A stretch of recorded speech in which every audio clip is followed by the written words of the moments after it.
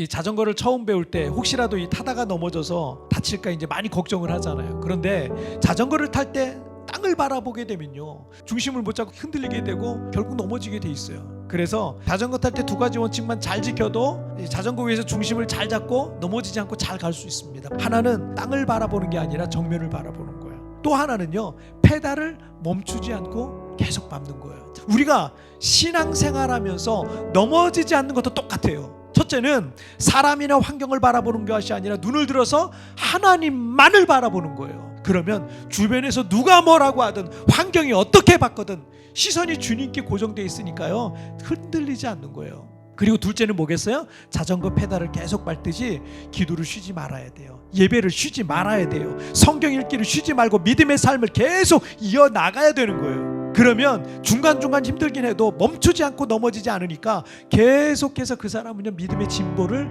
이어나갈 수가 있는 거예요. 이렇게 사람의 눈은 무엇을 바라보느냐에 따라서 흔들려 넘어지기도 하고 반대로 중심을 잡고 바로 갈 수도 있는 거예요. 그러니까 사람의 눈을 통해 보여지는 것이 사람을 두렵게 만들기도 하고 사람을 더 강하고 담대하게 만들 수도 있다는 거예요. 사람이 무엇을 보고 어디를 보고 누구를 보느냐에 따라서 눈과 고개만 돌아가는 것이 아니라 마음도 움직이고 몸도 움직이게 돼 있어요. 그러니 사람의 시선은 관심이라 그래요. 관심.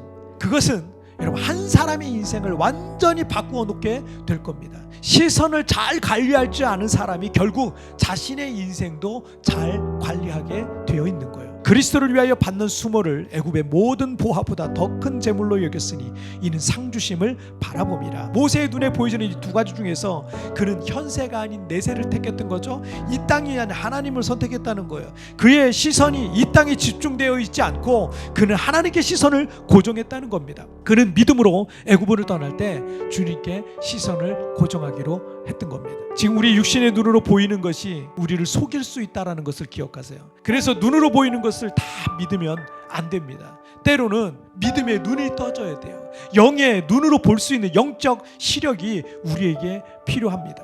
시인이면서 유명한 영화 연출가이기도 한 시인인 유하 씨가 쓴 오징어라는 시가 있어요. 오징어.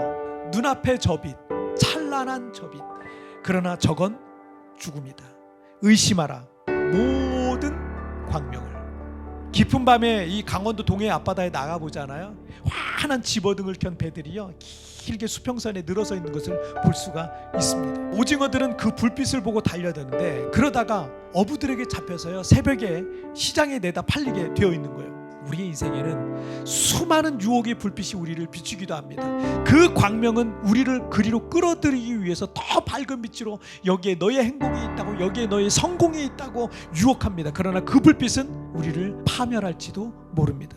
유아 시인의 시같이 의심하라 모든 광명을. 우리는 지금 무엇을 바라보고 있습니까? 순간순간 여러분이 불안함을 느끼고 있는 이유는 무엇입니까?